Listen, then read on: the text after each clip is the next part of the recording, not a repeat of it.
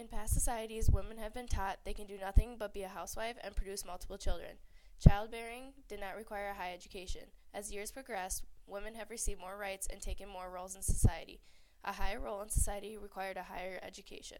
Because they spent more time in school, they had less time to have and raise their children. This explains the gradual decrease in the number of children women have as their education increased. This is not always the case. As with Oman, the Gulf War started in 1990. Oman backed the United Nations allies, sending most of their troops to join the United Nations forces. With most of the Oman men off to war, women were required to go to school and take on more of the men's roles. This is almost the same for Saudi Arabia. From 1980 to 2009, Saudi Arabia was trying to avoid being in a war. In 1970, women averaged 1.4 years of schooling and had 7.3 kids.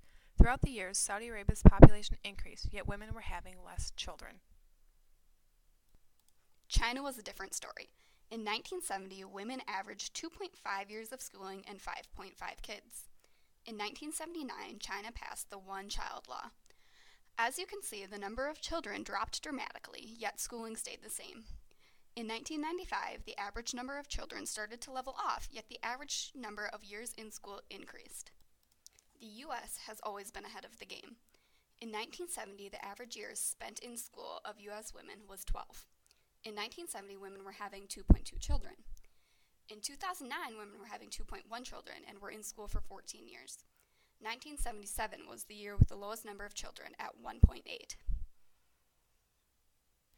In 1970, there was very little correlation, with the countries clustered together in a jumbled mess. Most countries have made advances in technology and society. With these advances, the correlation between the number of children per woman and the mean years of schooling has dramatically increased.